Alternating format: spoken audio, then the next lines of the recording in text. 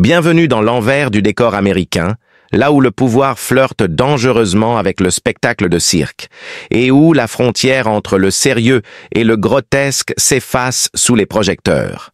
Ce soir-là, en plein cœur de l'Iowa, les États-Unis ont assisté à une scène ahurissante.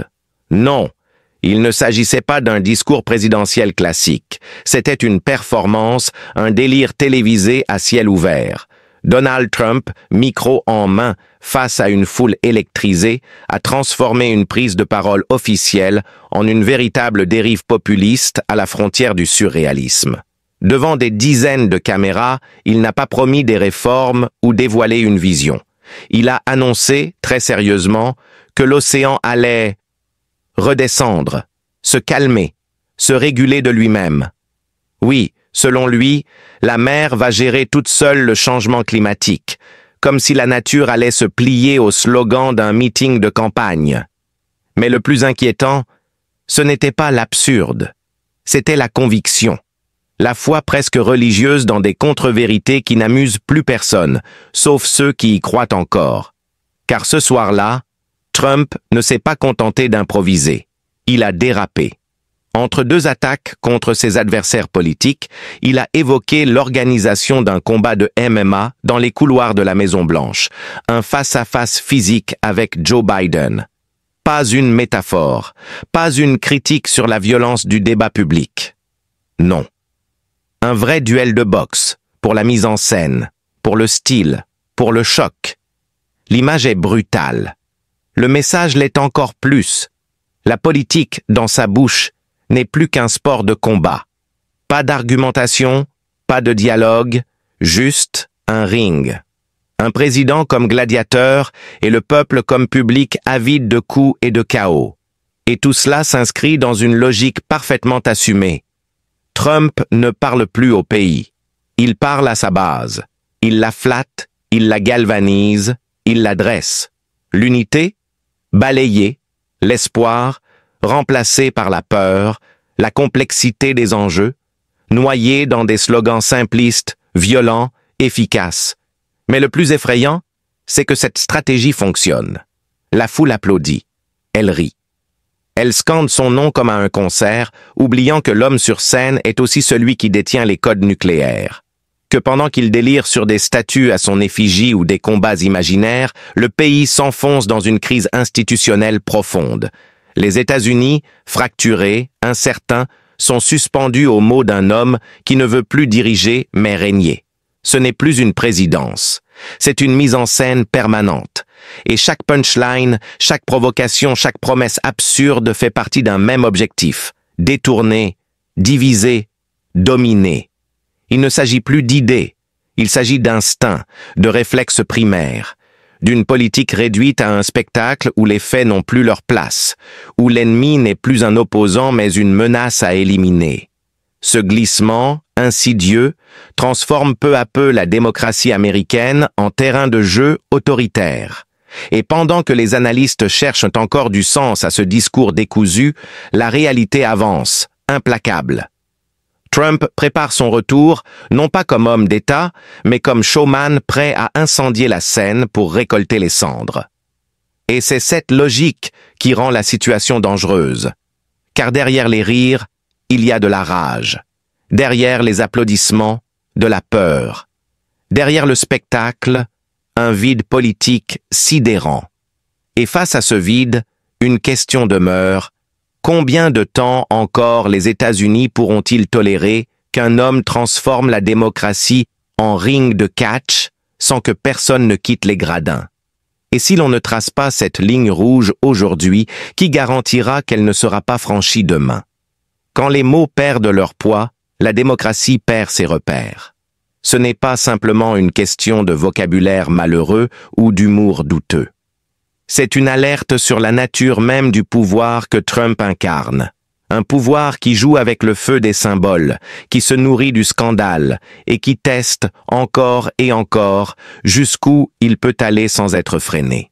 Parce qu'à force de tout relativiser, à force de détourner chaque polémique en spectacle, on finit par ne plus distinguer la scène d'un meeting politique de celle d'un stand-up. Et pendant que le public rit jaune ou détourne les yeux, l'extrême se banalise. Il ne s'agit pas ici de diaboliser un camp ou de faire de la morale, il s'agit d'ouvrir les yeux. Un mot comme « Shylock », utilisé dans ce contexte, n'est pas anodin. Il porte avec lui une mémoire douloureuse, un héritage de stigmatisation, une chaîne de conséquences historiques que l'on ne peut pas balayer d'un revers de main en invoquant l'ignorance. Et si demain un autre mot passe, puis un autre, puis encore un autre, jusqu'à ce qu'on ne sache plus traite si l'on ne trace pas cette ligne rouge aujourd'hui qui garantira qu'elle ne sera pas franchie demain? Quand les mots perdent leur poids, la démocratie perd ses repères. Ce n'est pas simplement une question de vocabulaire malheureux ou d'humour douteux. Ce n'est pas simplement une question de vocabulaire malheureux ou d'humour douteux. C'est une alerte sur la nature même du pouvoir que Trump incarne. Un pouvoir qui joue avec le feu des symboles, qui se nourrit du scandale et qui teste encore et encore jusqu'où il peut aller sans être freiné. Parce qu'à force de tout relativiser, à force de détourner chaque polémique en spectacle, on finit par ne plus distinguer la scène d'un meeting politique de celle d'un stand-up. Et pendant que le public rit jaune ou détourne les yeux, l'extrême se banalise. Il ne s'agit pas ici de diaboliser un camp ou de faire de la morale. Il s'agit d'ouvrir les yeux. Un mot comme « Shylock », utilisé dans ce contexte, n'est pas anodin. Il porte avec lui une mémoire douloureuse, un héritage de stigmatisation, une chaîne de conséquences historiques que l'on ne peut pas balayer d'un revers de main en invoquant l'ignorance. Et si demain un autre mot passe, puis un autre, puis encore un autre, jusqu'à ce qu'on ne sache plus très bien quand on a glissé de la provocation à la haine, du populisme à l'exclusion, du discours politique à la manipulation culturelle. Car oui, les mots forgent les esprits, ils préparent les comportements, et quand ils sont utilisés avec cynisme par ceux qui dirigent, ils deviennent des armes. Alors non, ce n'est pas juste un mot, ce n'est pas juste une soirée électorale, c'est une faille qui s'ouvre sous nos pieds, et plus personne ne peut prétendre ne pas la voir. À vous maintenant de décider si vous restez spectateur ou si vous devenez acteur d'un réveil collectif. Parce que l'histoire, elle, ne repasse jamais deux fois les mêmes avertissements. La prochaine fois, ce ne sera peut-être plus un mot. Et ce test, il l'a déjà réussi plusieurs fois. À chaque nouveau dérapage, le niveau d'alerte baisse. L'indignation s'émousse. Ce qui hier choquait devient aujourd'hui un simple épisode de plus dans la série. On parle d'un président qui réécrit la gravité comme s'il écrivait un tweet, qui recode les lois de la physique à l'image de son ego, qui transforme la réalité en argument électoral. Et pendant ce temps, la réalité, la vraie, celle qui ne passe pas à la télévision, avance. Le niveau des mers continue de monter, lentement mais sûrement. L'Iran n'a pas disparu de la carte et la planète brûle dans un silence assourdissant. Mais Trump, lui, a compris une chose. Dans une époque saturée d'informations, la vérité n'a plus besoin d'être prouvée. Elle a besoin d'être criée. Plus fort que les faits, plus fort que la science, plus fort que la logique. Et c'est là que réside sa force, mais aussi notre faiblesse collective. Car à force de rire de ces absurdités, de les partager, de les commenter comme on commente une scène de série, on finit par accepter que le pouvoir peut fonctionner sans vérité. Que le rôle d'un président n'est plus de guider, mais de divertir. Que l'autorité peut s'imposer par la transgression, par la confusion, par la répétition. Alors, on doit poser une question simple mais fondamentale. Combien de temps encore allons-nous tolérer que le premier responsable d'un pays transforme les lois naturelles en éléments de storytelling? Combien de temps allons-nous faire comme si le déni climatique n'était qu'un avis parmi d'autres, comme si les bombes diplomatiques pouvaient servir d'applaudimètre électoral? Combien de temps allons-nous rester spectateurs de ce théâtre où chaque mot tue une vérité et chaque phrase creuse une faille dans la confiance démocratique? Parce qu'un président peut bien nier la montée des eaux, les villes côtières, elles, ne peuvent pas nier les inondations. Il peut ridiculiser la science, mais le thermomètre, lui, ne ment pas. Il peut se prendre pour un mythe, mais l'histoire retiendra les faits. Alors maintenant, si vous pensez que la politique mérite mieux qu'un tour de magie raté, si vous refusez de voir la vérité fondre comme les glaciers qui l'ignorent, faites entendre votre voix. Partagez cette vidéo, abonnez-vous, activez la cloche, pas seulement pour nous, mais pour ne pas laisser la gravité, la vraie, devenir une opinion. Et c'est là que l'on comprend. Ce n'est pas seulement un discours, c'est une arme, un outil de fragmentation, une méthode de domination. Et plus il y a de tension, plus il gagne. Parce que dans ce climat de guerre permanente, il n'y a plus de place pour les faits, ni pour la réflexion. Il n'y a plus de place pour le compromis, la nuance ou même le doute légitime. Il ne reste que le camp pour ou contre, le silence ou l'adhésion, le clash ou la disparition. Et pendant ce temps, les fondations démocratiques se fissurent. Car une démocratie ne meurt pas d'un seul coup. Elle se délite à force de banaliser l'exception, d'accepter la provocation, de tolérer la confusion comme mode de gouvernance. Ce que Trump met en place, ce n'est pas juste un style, c'est une matrice. Une matrice où le mensonge est roi, où le bruit couvre le vide, où le spectacle écrase la substance. Une matrice qui ne vise pas à gouverner un pays, mais à posséder l'attention d'un peuple. Et la vraie question, ce n'est plus qui croit encore ce qu'il dit, mais qui ose encore dire que ça suffit. Car si l'on ne met pas de limite, cette stratégie du chaos deviendra la norme. Elle contaminera tous les étages du pouvoir. Elle dévorera l'espace public. Elle épuisera les citoyens. Elle carbonisera la confiance. Et le jour où l'on se réveillera en se demandant comment on en est arrivé là, il sera peut-être trop tard. Alors maintenant, à vous de jouer. Si vous refusez de laisser la politique se transformer en cirque permanent, si vous croyez encore à l'intelligence, à l'esprit critique, à la responsabilité, abonnez-vous. Ce n'est pas un clic de plus. C'est un acte de résistance numérique. Ici, on continue à décortiquer l'actualité sans filtre, sans peur, sans tomber dans le piège du buzz. Et restez bien avec nous, on va parler de l'autre versant de cette stratégie. Pas le show, pas le micro, mais ce qui se trame dans l'ombre, les lois passées en silence, les nominations discrètes, les réseaux activés. Car pendant que tout le monde regarde le feu d'artifice verbal, les vrais changements se font dans le noir. Et si vous êtes encore là, c'est que, comme nous, vous refusez de baisser les bras. Vous refusez que le mensonge devienne normal, que l'absurde remplace le réel, que le bruit enterre la pensée. Vous refusez de vivre dans un monde où un président peut dire que la mer va reculer, que l'atome obéit au tweet, que les mots les plus lourds n'ont plus aucun poids. Vous savez que ce n'est pas juste Trump. C'est une méthode. C'est une contagion. C'est une réécriture des règles du jeu sous vos yeux. Et si personne ne dit stop, demain, d'autres reprendront le flambeau. Ils ne copieront pas ses idées, ils copieront son impunité. Alors on vous le dit franchement. Si vous voulez que cette analyse, ce décodage, cette résistance continue, soutenez-nous.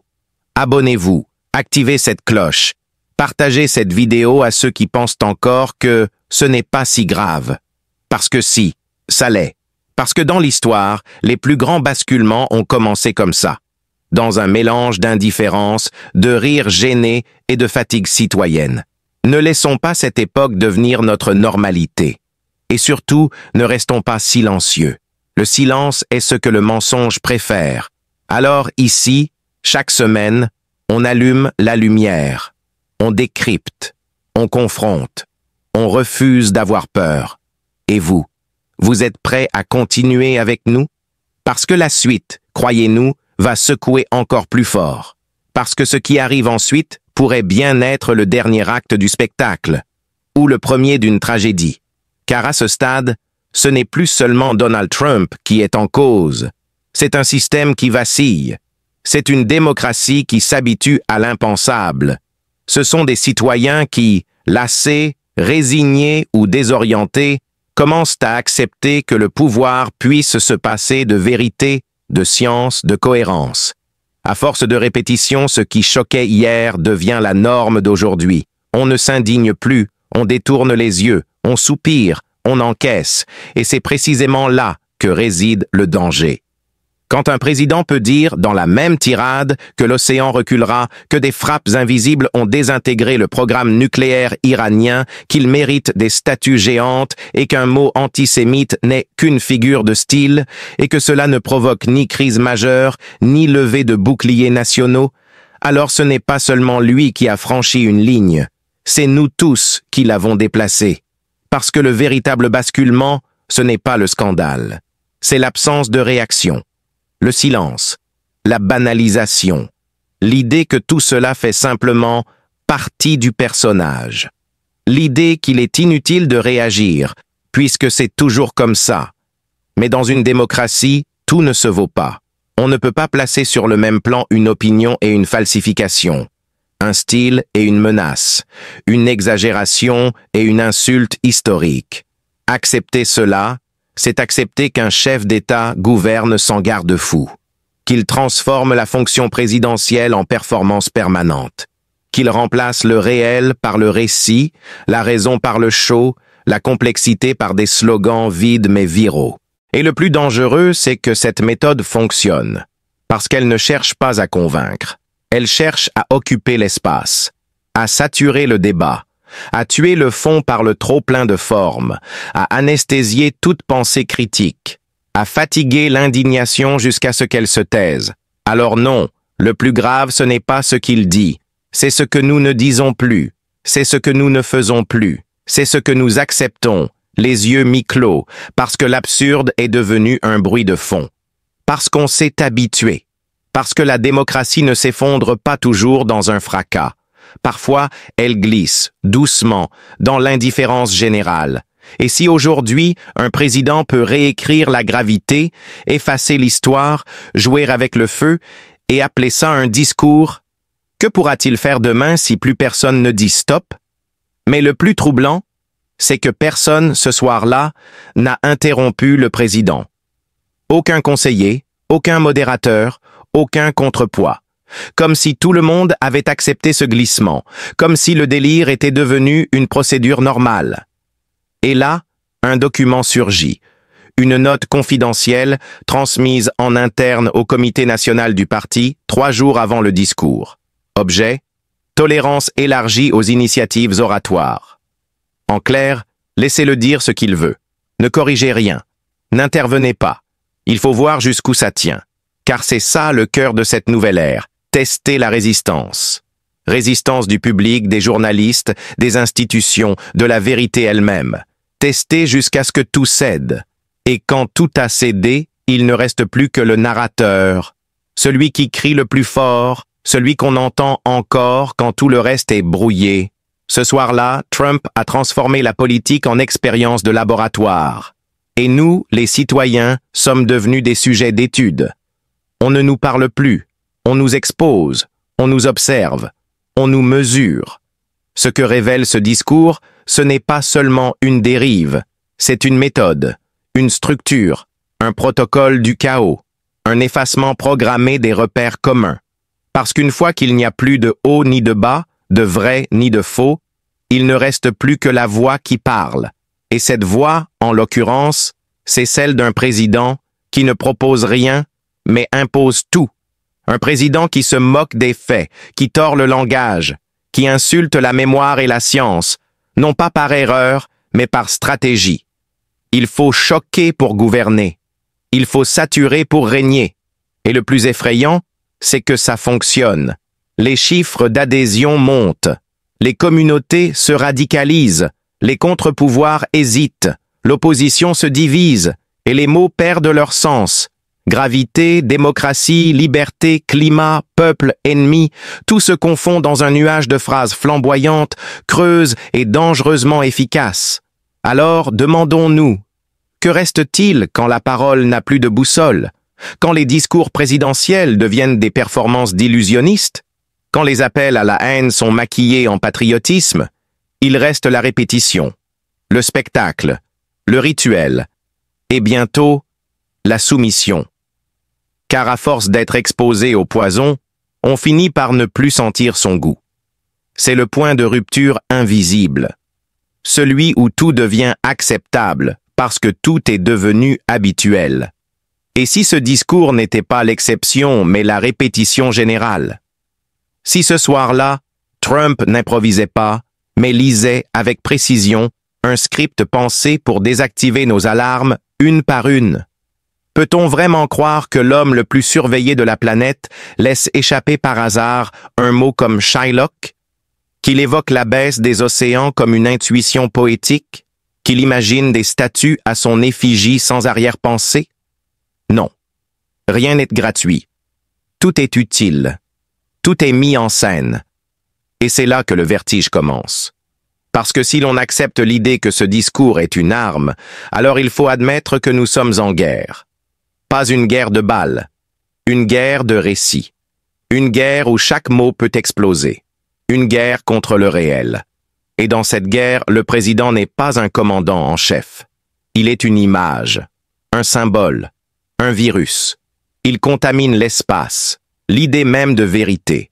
Il infecte les conversations, les écrans, les cerveaux. Il faut alors une résistance, mais pas une résistance de slogan. Une résistance de vigilance, de lucidité, de refus.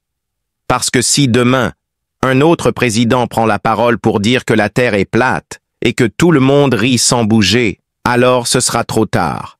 Le rire aura remplacé l'alerte, l'indignation sera devenue un réflexe épuisé, et la démocratie, une mise en scène sans spectateurs éveillés.